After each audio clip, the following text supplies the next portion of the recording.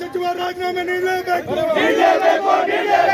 ಕೇಂದ್ರ ಶಿಕ್ಷಣ ಸಚಿವ ರಾಜೀನಾಮೆ ನೀಡಲೇಬೇಕು.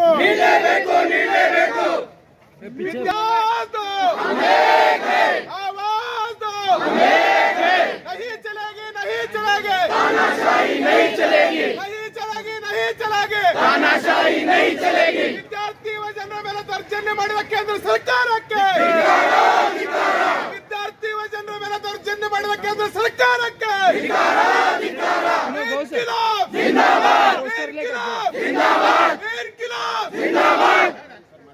नकली पुलिस लाता है।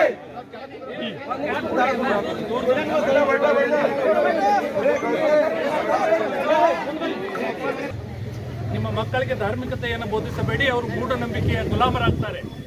ನಿಮ್ಮ ಮಕ್ಕಳಿಗೆ ಒಳ್ಳೆಯ ಶಿಕ್ಷಣವನ್ನು ಕೊಡಿ, ಅವರು ಗುಲಾಮಗಿರಿಯನ್ನು ಮೆಟ್ಟಿ ನಿಲ್ತಾರೆ ಎನ್ನುವ ಮಾತನ್ನು ಹೇಳಿದ ಮಹಾನ್ ಮಾನವತಾವಾದಿ, ಪುಸ್ತಕ ಪ್ರೇಮಿ, ಜಗತ್ತಿನ ಘನಪಂಡಿತ, ವಿಶ್ವರತ್ನ, ಭಾರತ ರತ್ನ, ಸಂವಿಧಾನ ಶಿಲ್ಪಿ ಡಾಕ್ಟರ್ ಬಾಬಾ ಸಾಹೇಬ್ ಅಂಬೇಡ್ಕರ್ನ ಈ ವೇದಿಕೆ ಮೂಲಕ ನೆನೆಸ್ಕೊಳ್ತಾ, ಇವತ್ತು ಏನು ಜಂತರ್ ಮಂತರ್ನಲ್ಲಿ ವಿದ್ಯಾರ್ಥಿಗಳು ಏನು ಹೋರಾಟ ಮಾಡ್ತಿದ್ರಲ್ಲ, ಅದಕ್ಕೆ ಇರಲ್ಲ, ಅದನ್ನ ಇಲ್ಲಿ ನೆರೆದಿರುವ ಎಲ್ಲರ ಬೂಟು ಮೆಟ್ಟುಗಳ ಮೂಲಕ ವಿರೋಧವನ್ನು ಮಾಡ್ತಾ ಇವತ್ತು ಭಾರತ ದೇಶ ಸರ್ವಾಧಿಕಾರಿ ಮತ್ತು ದಬ್ಬಾಳಿಕೆಯ ಮೂಲಕ ದೇಶ ಅವಸಾನದ ಅಂಚಿನಂತ ನಡೀತಾ ಇದೆ.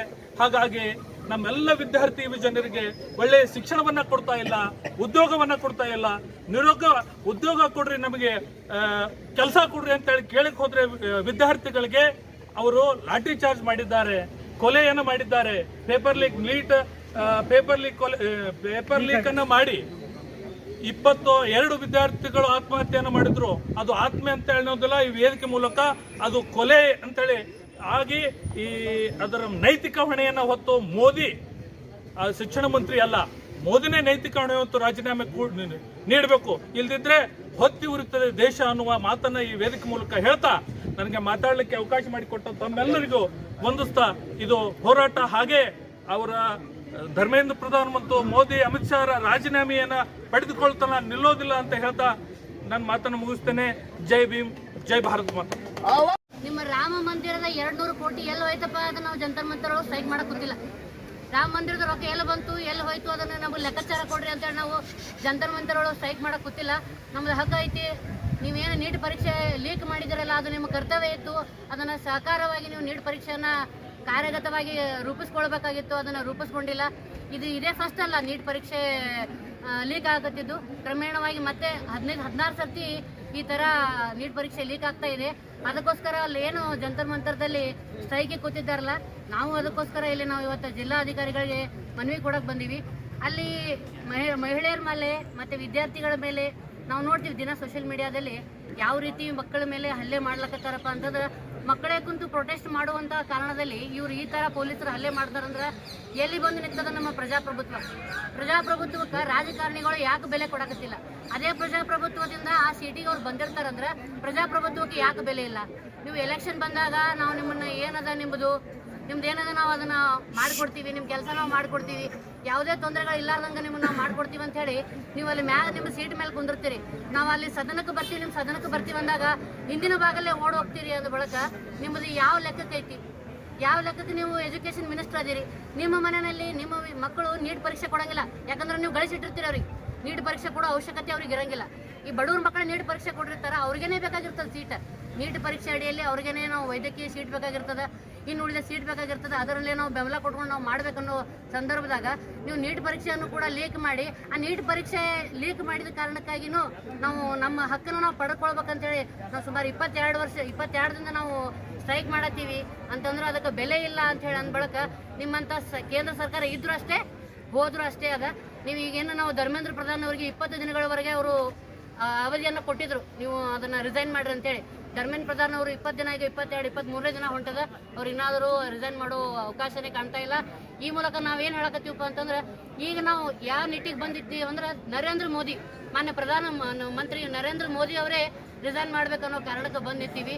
ಈಗ ಮೊನ್ನೆ ಈಗ 4-5 ದಿನದ ಹಿಂದ್ಗಡೆನೆ ನಾವು ನೋಡಿದ್ವಿ, DVP ಅವರು ಒಂದು ಕಾರ್ಯಕ್ರಮ ಮಾಡಿದ್ರು ಇದೇ ಜಂತರ್ ಮಂತರ್ ಕುರಿತು. ಒಂದು ಹುಡುಗಿ ಭಾಳ ಚೆನ್ನಾಗಿ ಮಾತಾಡೋಕ್ಕೆ, ವಾಂಗ್ಚುಕ್ ಅವ್ರಿಗೆ ನಾವು ಅರ್ಬಿ ಹಾಕೊಂಡು ತೊಗೊಂಡು ಹೋದ್ರು, ಅವ್ರು ಅಂಥದ್ದೇನು ಮಾಡಿದ್ರು, ಒಂದು ಹೆಣ ತೊಗೊಂಡು ಹೋದ್ರು.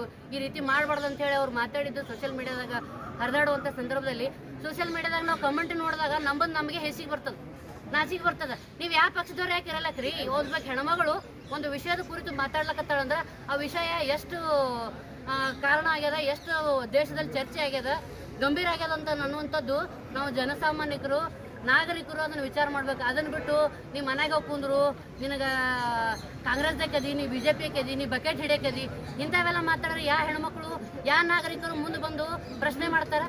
ನಾವು ಪ್ರಶ್ನೆ ಮಾಡಲಿಲ್ಲ ಅಂದ್ರೆ ನಾವು ಹಕ್ಕು ಯಾವ ಸಿಗ್ತದೆ ನಮಗೆ? ಅದಕ್ಕೋಸ್ಕರ ಇವತ್ತು ನಾವು ಎಲ್ಲ ನ್ಯಾಯವಾದಿಗಳು, ಬಿಜಾಪುರ ನ್ಯಾಯವಾದಿಗಳು, ಪ್ರಗತಿಪರ ಸಂಘದ ನ್ಯಾಯವಾದಿಗಳು ಎಲ್ಲರೂ ಸೇರಿ ಮಾನ್ಯ ಜಿಲ್ಲಾಧಿಕಾರಿಗಳಿಗೆ ಈ ಮೂಲಕ ನಾವು ಖಂಡನೆಯನ್ನು ವ್ಯಕ್ತಪಡಿಸ್ತೀವಿ ಮತ್ತು ನಮ್ಮ ಮನವಿಯನ್ನು ಕೂಡ ನಾವು ಸಲ್ಲಿಸ್ತಾ ಇದ್ದೀವಿ. ನಮ್ಮ ಎಲ್ಲ ಯುವ ನ್ಯಾಯವಾದಿಗಳು ಇವತ್ತಿನ ದಿವಸ DC ಆಫೀಸ್ಗೆ ಬಂದು ನಾವು ಒಂದು ಮನವಿಯನ್ನು ಕೊಡ್ತಾ ಇದ್ದೀವಿ. ಮನವಿ ಏನಪ್ಪ ಅಂತಂದ್ರೆ, ಇವತ್ತಿನ ದಿವಸ all India exam NEET paper leak ಆಗಿದೆ. ಇಡೀ ದೇಶದೊಳಗೆ ಗುರ್ತಿದೆ ಎಲ್ಲರಿಗೆ. ಒಂದು ಶಿಕ್ಷಣ ಮಟ್ಟ ಎಷ್ಟು ಕುಸಿದಿದೆ ಅಂತಂದ್ರೆ ತಾವು ನೋಡಬಹುದು. ಆ ನಿಟ್ಟಿನಲ್ಲಿ ಎಲ್ಲ ಆಲ್ ಇಂಡಿಯಾ ವಿದ್ಯಾರ್ಥಿಗಳು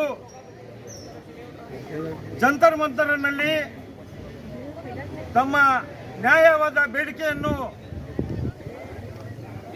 ಸರ್ಕಾರಕ್ಕೆ ಕೇಳಕ್ಕೆ ಹೋದಾಗ ಪಾಪ ಅಮಾಯಕ ವಿದ್ಯಾರ್ಥಿ ಮೇಲೆ ಲಾಠಿ ಚಾರ್ಜ್ ಅಷ್ಟೇ ಅಲ್ಲ, ಅದು ನೋಡಿದ್ರೆ ನೀವು ಯಾವ ಗುಂಡನೂ ಮಾಡಂಗಿಲ್ಲ. ಆ ಟೈಪ್ ದಿಲ್ಲಿ ಪೊಲೀಸನ್ನು ಸರ್ಕಾರದ ಆದೇಶ ಮೇರೆಗೆ ಬಹಳ ಇದರಲ್ಲಿಂದ ಹೊಡೆದಿದ್ದಾರೆ. ಕೆಲವೊಂದು 20ರಿಂದ 25 ವಿದ್ಯಾರ್ಥಿಗಳು ಡೆತ್ ಬೆಡ್ ಮೇಲೆ ಅದಾರ. ಒಂದು 20-22 ಮಂದಿ ಅವರು ಒಂದೊಂದು 2 ಮಾರ್ಕ್ಸ್ ಒಳಗೆ ಫೇಲ್ ಆದ ಕಾರಣ ಲೀಕ್ ಆಗ್ಯದ ಅಂತ ಹೇಳಿ ಆತ್ಮಹತ್ಯೆ ಮಾಡಿಕೊಂಡು ನನ್ನ ಗೆಳೆಯರು ಇದೇ ಹೇಳಿದ್ರು ಬನ್ಸೋಡಿ ಅವರು. ಅದು ಸೆಂಟ್ರಲ್ ಗೌರ್ಮೆಂಟ್ದಿಂದ ಅವರಿಗೆ ಕೊಲೆ ಮಾಡದಂತ ಆರೋಪ ಇದೆ. ಇದು ತಾವು ಎಲ್ಲ ಪಕ್ಷಪಾತ ಬಿಟ್ಟು ಮರೆತು ಎಲ್ಲ ಪಾರ್ಟಿದವರಲ್ಲಿ ಜಂತರ್ ಮಂತರ್ಗ ಮೋದಿ ಅಮಿತ್ ಶಾ ಅವ್ರ ಮನೆ ಮುಂದೆ ಸ್ಟ್ರೈಕ್ ಮಾಡಿದಾಗ ಧರ್ಮೇಂದ್ರ ಅವ್ರದ್ದು ನ್ಯಾಯಯುತ ಬೇಡಿಕೆ ಏನು ಭಾಳ ಇಲ್ಲ. ಇದು ಪೇಪರ್ ಲೀಕ್ ಆಗಿದೆ, ಎಜುಕೇಷನ್ ಮಿನಿಸ್ಟರ್ಗೆ ಚೇಂಜ್ ಮಾಡ್ರಿ ಅಂತ ಅಷ್ಟೇ ಕೇಳಿದಾಗ ಮೋದಿ ಅಮಿತ್ ಶಾ ಮೇಲೆ ಅದರ ಪರಿಣಾಮ ಆಗಿಲ್ಲ. ಅದಕ್ಕೆ ನಮ್ಮ ನ್ಯಾಯವತಿ ಬೇಡಿಕೆ ಅವ್ರ ಕಡೆ ಹೋಗಿ ನಾವು ಹೇಳಬೇಕಂದಾಗ ಇಷ್ಟು ದುಷ್ಟ ಪರಿಣಾಮ ಮಾಡಿದ್ದಾರೆ ಅವರು ಸ್ಟೂಡೆಂಟ್ ಮೇಲೆ. ಇದಕ್ಕೂ ಆಲ್ ಇಂಡಿಯಾ ಒಳಗೆಲ್ಲ ಖಂಡಿಸಿ, ನಮ್ಮ ನ್ಯಾಯಗಳನ್ನು ಅದು ಖಂಡಿಸಿ, ಅದರ ಅಕಸ್ಮಾತ್ ಇದು ಏನು ನಿಲ್ಲಿಲ್ಲ ಅಂದ್ರೆ ನಮ್ಮ ನ್ಯಾಯವಾದಿಗಳು ಅಲ್ಲಿ ಹಂಗೆ ಜಂತರ್ ಮಂತರ್ ಮೇಲೆ ನಾವು ಅದು ಆಗುವಾಗ ರಾಜೀನಾಮೆ ಅವ್ರು ಕೊಡ್ಲ ತನಕ ಬಿಡಂಗಿಲ್ಲ. ಮುಂದಿನ ಇದರೊಳಗೆ ನಾವು DC ಆಫೀಸ್ ಮುಂದೆ ಜಂತರ್ ಮಂತರ್ ಅಂತ ಇಲ್ಲೇ ನಾವು ಧರಣಿ ಮಾಡ್ತೀವಿ. Vijaypur Court Complex, Vijaypur.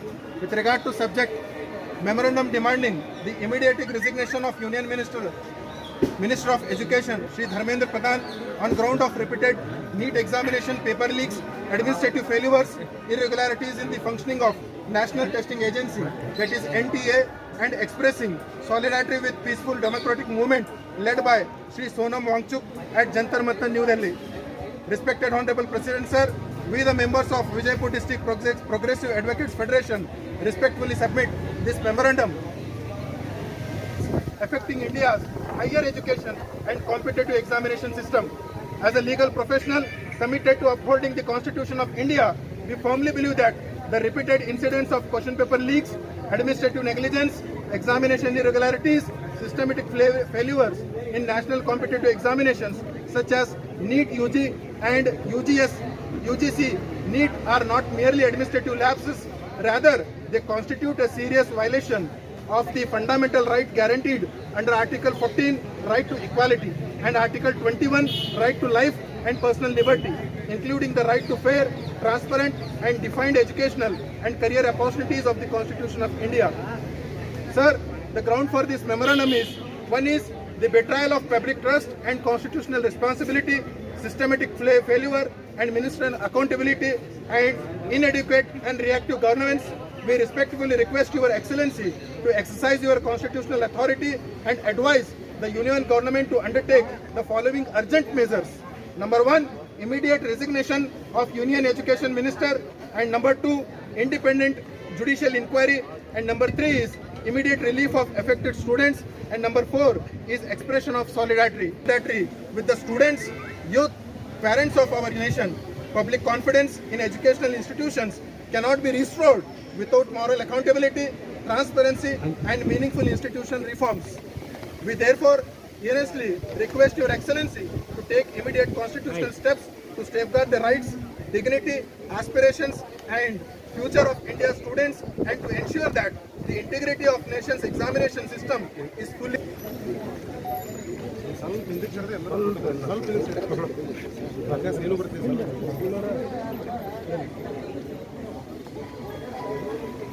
आवाज